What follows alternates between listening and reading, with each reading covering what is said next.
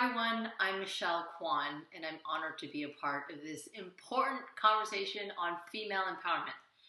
You know, throughout my journey, whether it's in sports and figure skating, diplomacy, or advocacy, I've learned that resilience, confidence, and community support are key to breaking barriers. Women are really powerful agents of change, but we still face challenges in achieving equal opportunities. Empowerment starts with believing in yourself and supporting one another.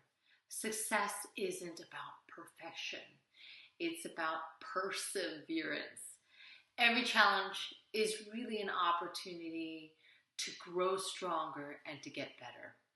As we know, none of us can achieve success alone. We make real progress by finding mentors, by lifting each other up and creating spaces where women can thrive.